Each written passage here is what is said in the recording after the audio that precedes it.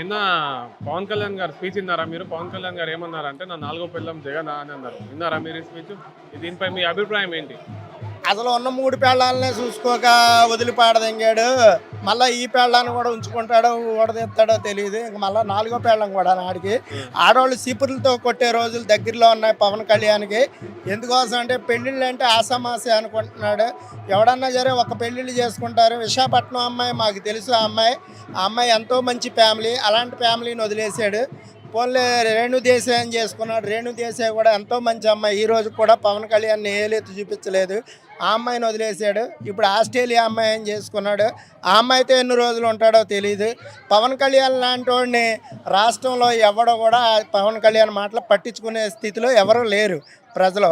పవన్ కళ్యాణ్కి అధికారంలోకి మేమే వస్తున్నాం, సీఎం చంద్రబాబు నాయుడు గారు డిప్యూటీ సీఎం నేనని వారు అంటున్నారు. పగటి కళ్ళు ఎవరన్నా కలొచ్చండి. నేను కూడా సీఎం అవుతానని అనుకోవచ్చు. పవన్ కళ్యాణ్ సీఎం కాదు. పోయినసారి ఒక ఎమ్మెల్యే సీట్ వచ్చింది. ఆ సీటు కూడా ఆయన దగ్గర ఉండలేకపోయాడు. ఆయన పోటీ చేసిన 2 చోట్ల కూడా అసలు పవన్ కళ్యాణ్కి ఓటేసిన నాదుడే లేడు. ఇంకా పవన్ కళ్యాణ్ డిప్యూటీ సీఎం చంద్రబాబు నాయుడిని నమ్మే పరిస్థితి రాష్ట్ర ప్రజలు లేరు. ఎందుకోసం అంటే చంద్రబాబు నాయుడు మాట్లాడే మాట ప్రతి ఒక్కటి బూటకం, ప్రతి ఒక్కటి అబద్ధం. అదే జగన్మోహన్ రెడ్డి ఏ మాట అన్నా సరే మాటకు కట్టుబడే మనిషి. జగన్మోహన్ రెడ్డి లాంటి నాయకుడు వస్తే రాష్ట్రం ఇంకా ఎంతో అభివృద్ధి చెందిద్ది రాబోయే రోజుల్లో. 3 రాజధానులు అన్నాడు. 3 రాజధానులు చేసినా సరే ఎక్కడ ఏం చేయాలో జగన్మోహన్ రెడ్డికి తెలుసు. ఈ 5 సంవత్సరాల్లో ఏ పేదోడన్నా కష్టపడడం చూసామా? కరోనాలో 2 సంవత్సరాలు ఎంతో ఇబ్బంది పడ్డారు. జగన్మోహన్ రెడ్డి ఏ పథకం అన్నా ఆపాడా? అసలు జగన్మోహన్ రెడ్డి కాకుండా ఇప్పుడు మీరు అనేది ఓకే, నేను ఒప్పుకుంటాను. కానీ సంక్షేమ పథకాలు అందుతున్నాయి కానీ అభివృద్ధి పరంగా ఏం జరగట్లేదు కదా అని ప్రజలు అంటున్నారు. అభివృద్ధి అంటే ఏమో అభివృద్ధి కావాలండి. అంటే ఇప్పుడు జగన్ కావాల్సింది ఓట్లు కాబట్టి ఓన్లీ బడుగు బలైన ప్రజలకే సంక్షేమ పథకాలు అందిస్తున్నారు అని చంద్రబాబు నాయుడు గారు మన సభలో చెప్పడం జరిగింది. అభివృద్ధి పరంగా రోడ్లు కానీ ఇన్ఫ్రాస్ట్రక్చర్ డెవలప్మెంట్ ఎక్కడ చేయట్లేదు అంటున్నారు. రోడ్లు విజయవాడ నగరంలో ఒక్క రోడ్డు చూపించండి. గతుకులు ఉన్నాయి, అది ఉంది, ఇది ఉందా అని విజయవాడ నగరంలో చూపించండి. పోనీ ఎక్కడన్నా సరే చూపించండి. ఎక్కడో మారుమూల ప్రాంతంలో ప్రతి ప్రభుత్వంలో కూడా రోడ్లు అలా ఉన్నాయి. ఈరోజు ఏంటంటే సోషల్ మీడియా ఎక్కువ అయ్యేసరికి ప్రతి వాడు కూడా ఎవరో ఒకరు వీడియో తీసి పెట్టి రోడ్లు బాగాలేదు అంటున్నారు. కానీ రోడ్లు మన చిన్నప్పుడు వేసిన రోడ్లే మొన్నటి వరకు ఉన్నాయి. 2019 వరకు చంద్రబాబు నాయుడు 14 సంవత్సరాలు పరిపాలన చేశాడు. ఎక్కినప్పుడల్లా రోడ్లు వేసాడా? అలా ఉంటే రాష్ట్రం ఎలా ఉన్నా 5 సంవత్సరాలు ఇచ్చారు. రాజధాని నిర్మించాడు. అదేమో టెంపరవరీ రాజధాని అన్నాడు. కేంద్రం ఏం చేసింది? ఇది టెంపరవరీ రాజధాని అని చెప్పి ఉన్న రాజధాని పీకి పడేశారు. జగన్మోహన్ రెడ్డి వస్తే రేపు రాజధాని కానీ ఏదన్నా బలపడాలంటే జగన్మోహన్ రెడ్డి రావాలి. అలాగే వైనాట్ 175 రావాలి. అలాగే ఎల్లంపల్లి శ్రీనివాస్ గారు పశ్చిమ సెంట్రల్ నియోజకవర్గంలో భారీ మెజార్టీతో గెలాలని చెప్పి కోరుకుంటున్నాను. నా పేరు వానపల్లి త్రిమూర్తులు, చేనేత విభాగం రీజనల్ కోఆర్డినేటర్, కృష్ణా, గుంటూరు, ఎన్టీఆర్ జిల్లాలకి. ఏ పార్టీ అధికారంలోకి వస్తే బాగుంటుంది? ఎవరు సీఎం అయితే బాగుంటుంది అనుకుంటున్నారు?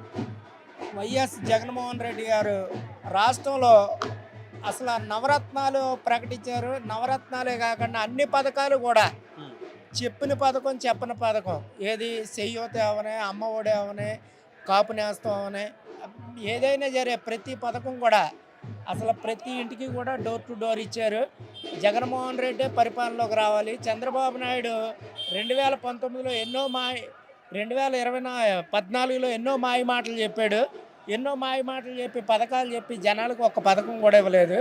జగన్మోహన్ రెడ్డి గారు అలా కాదు, ప్రతి పథకం కూడా సామాన్యుడికి ఇచ్చారు. అసలు ఎవరితో నాయకులతో కూడా పని లేకుండా వాలంటరీ ఇంటికి వెళ్ళి ప్రతిరోజు వాళ్ళ యోగక్షేమాలు అడిగి ప్రతి వాడికి కూడా పథకం అందజేశారు. అలాగే ఎల్లంపల్లి శ్రీనివాసరావు గారు పశ్చిమ నియోజకవర్గంలో ఎనలేని అభివృద్ధి చేశారు. ప్రతి రోడ్లు కానీ ప్రతి వాళ్ళకి కూడా ఏ విధమైన కష్టమైనా సరే కొండ భాగంలో కూడా ప్రతిరోజు తిరిగి ఎంతో గొప్ప పరిపాలన చేశాడు. ఈ 5 సంవత్సరాల్లో ఆ పశ్చిమ నియోజకవర్గం నుండి సెంట్రల్ నియోజకవర్గానికి మార్చారు ఎల్లంపల్లి శ్రీనివాసరావు గారిని. సెంట్రల్లో కూడా భారీ మెజార్టీతో ఎల్లంపల్లి శ్రీనివాసరావు గారు రాబోయే రోజుల్లో గెలుస్తారు. ఎందుకోసం అంటే ఎలాంటి మంచి వ్యక్తి, ప్రజలు పిలిచినమ్మటే పలికే వ్యక్తి. రాజకీయాల్లో నేను 30 సంవత్సరాల బట్టి రాజకీయాల్లో తిరుగుతున్నాను. ఎల్లంపల్లి శ్రీనివాసరావు గారు లాంటి గొప్ప నాయకుడిని ఇప్పటి వరకు చూడలేదు. అసలు సెంట్రల్లో పశ్చిమ నియోజకవర్గం ప్రజలు ఎంతో అదృష్టం చేసుకున్నారు, గెలిపించారు, అందరికీ అందుబాటులో ఉండి ఎన్నో పనులు చేశారు. అలాగే సెంట్రల్ నియోజకవర్గం ప్రజలందరికీ కూడా చెప్తున్నాను, ప్రతి ఒక్కరు కూడా ఎల్లంపల్లి శ్రీనివాసరావు గారిని రాబోయే ఎన్నికల్లో గెలిపించండి భారీ మెజార్టీతోని. ప్రతిరోజు ఏ కష్టం ఉన్నా సరే ప్రతి ఇంటికి గడప తొక్కే మనిషి. అలాంటి మంచి వ్యక్తికి పేన గుర్తుకు ఓటేసి ఎల్లంపల్లి శ్రీనివాసరావు గారిని గెలిపిస్తారని చెప్పి కోరుకుంటున్నాను. రానున్న అసెంబ్లీ ఎన్నికల్లో ఏ పార్టీ గెలిస్తే బాగుంటుంది, ఎవరు అధికారంలోకి వచ్చి ఎవరు సీఎం అయితే బాగుంటుంది? 2024 అసెంబ్లీ ఎలక్షన్లో ఈ రాష్ట్రంలో మరలా వైఎస్ఆర్ కాంగ్రెస్ పార్టీ అధికారంలో రావాలి, జగన్మోహన్ రెడ్డి గారు ముఖ్యమంత్రిగా రావాలి. ఎందుకంటే జగన్మోహన్ రెడ్డి గారు 2019 నుంచి 2024 వరకు చేసిన సంక్షేమ పథకాలు ఇప్పుడున్న లబ్ధిదారులకి సక్రమంగా మరలా ఏ విధానంలో అందుతున్నాయో ఆ విధానంలో అందాలన్నా పేద బడుగు బలహీన వర్గాలకి సేవ చేయాలి, ఈ రాష్ట్రంలో ఉన్న ప్రతి కుటుంబాన్ని కూడా ఆర్థికంగా ముందడుగు వేయించాలని జగన్మోహన్ రెడ్డి గారు ఒక మానవ వనరుల అభివృద్ధికి కంకణం కట్టుకొని ముందుకెళ్తున్నారు.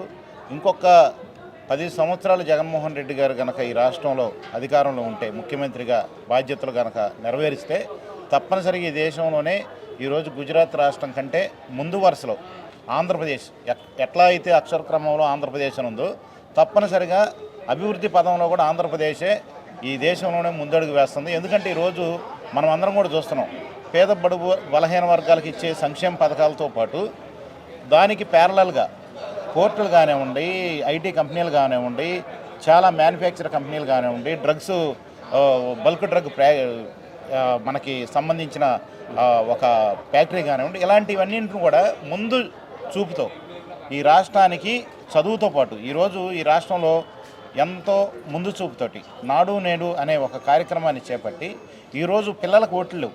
ఈరోజు రాష్ట్రంలో పిల్లలకు ఎవరికి ఓట్లు ఉండవు, కానీ వాళ్ళ భవిష్యత్తును దృష్టిలో పెట్టుకొని ఈ రాష్ట్రంలో ఉన్న ప్రతి కుటుంబానికి రాబోయే రోజుల్లో మంచి జరగాలంటే ఆ ఇంట్లో ఉన్న పిల్లలు ఎడ్యుకేషన్ పరంగా ఎంతో ముందు చూపుతో ఆయన వాళ్ళందరినీ కనుక పైకి తీసుకొస్తే ప్రతి కుటుంబం కూడా ఆర్థికంగా ముందడుగు వేస్తుంది.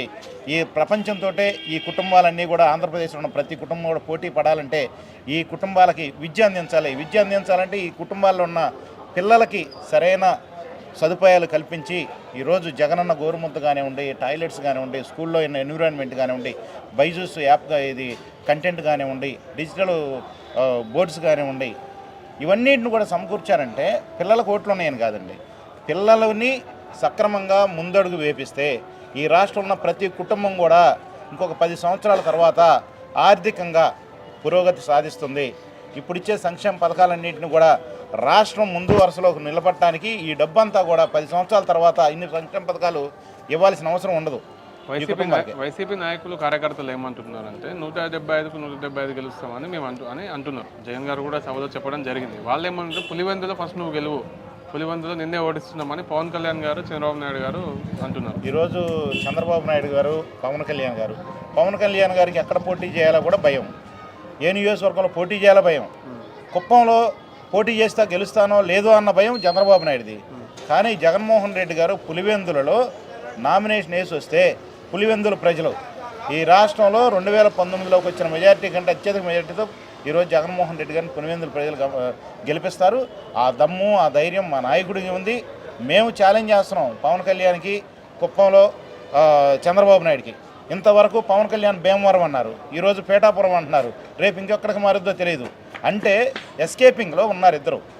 అవసరమైతే ఈరోజు కుప్పంలో మన ఆమె కూడా విన్నాం, భువనేశ్వర్ గారు కూడా ఒక మాట చెప్పారు. ఏం చెప్పారు, మా ఆయనకి రెస్ట్ ఇవ్వాలి, నేను పోటీ చేస్తాను, నన్ను గెలిపిస్తారంటే వాళ్ళు ముందు జాగ్రత్త పడుతున్నారు. ఈ రాష్ట్రంలో జనాలు పిచ్చోళ్ళు కాదండి.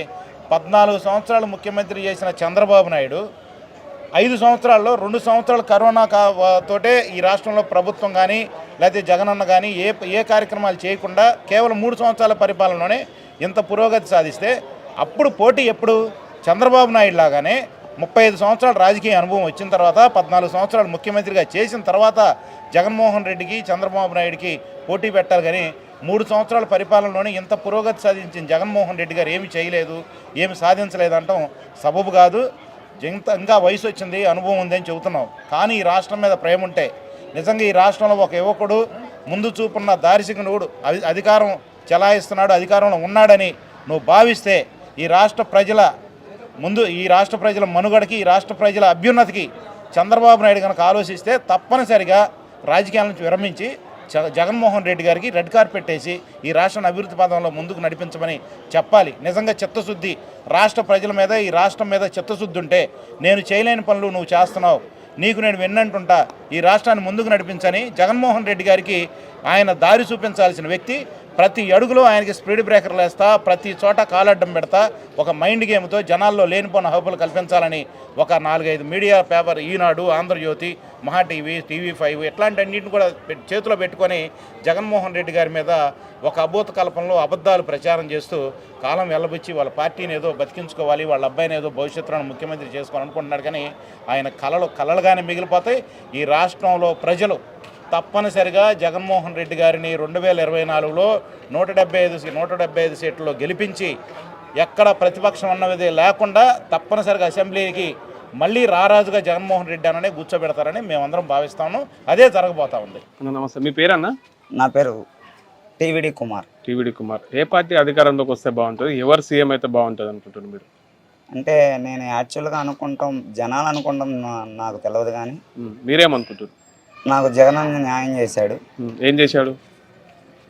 నాకు పెన్షన్ వచ్చింది. నేను వికలాంగుని. నేను గత 20 సంవత్సరాలు బట్టి పోరాటం చేస్తున్నాను. కానీ చంద్రబాబు గారి దయ వల్ల పెన్షన్ అప్పుడు వచ్చింది. ఆయన దిగే 1 సంవత్సరం 1000 రూపాయలే వచ్చేది. జగన్ గారి హయాంలో ఎంత వస్తుంది? జగన్ అన్న దయ వల్ల 3000 వస్తుంది. నెలకు 3000 వస్తుంది. అంటే ఇప్పుడు మీకు పెన్షన్ వస్తున్నందుకు మీరు హ్యాపీగా ఉన్నారా? హ్యాపీగానే ఉన్నాను. ఇంకా మీరు నెక్స్ట్ జగన్ గారు ప్రభుత్వం హయాంలో ఏం కోరుకుంటున్నారు? అంటే మీకు ఏం న్యాయం చేయాలి? అంటే నవరత్నాల్ని అందరికీ వర్తింపజేయాలని నేను కోరుకుంటున్నాను. అంటే నవరత్నాల్లో మీకు ఏం వస్తలేవా? నవరత్నాల్లో నాకు ఒక్క రత్నమే వస్తుంది, ఇంకేమీ రావట్లేదు. ఎందుకు అట్లా అప్లై చేసుకున్నారా మీరు అన్ని? మరి చేశాము. ఏమన్నారు మరి? అవుతాయి అన్నారు, కాబట్టి వెయిట్ చేస్తున్నాం. చంద్రబాబు ప్రభుత్వం కంటే జగన్ గారి ప్రభుత్వం బాగుందంటారా? జగన్ గారి ప్రభుత్వమే బాగుంది. చంద్రబాబు ప్రభుత్వం కన్నా జగన్ గారి ప్రభుత్వమే మాకు ఏ లోటు లేకుండా ఉదయం నిద్ర లేపి మరి. నిజంగా ఇస్తురా అట్లా అందరు చెప్తారు? కానీ లేదన్న, నిద్ర లేపిస్తారా అన్న? ఎవరు నిద్ర లేపిస్తున్నారన్న. కావాలంటే మీరు వీడియోలో ప్రెస్లో చూడొచ్చు. రేపు 1వ తారీఖు మీరు కావాలంటే ఎవరి చేతనా స్పై చేపించైనా నిజంగానే ఇస్తున్నారు అంటారు. నాకు ఇస్తున్నారన్న. హ్యాపీ. నేను హ్యాపీ. రైట్, థ్యాంక్ యూ అన్న.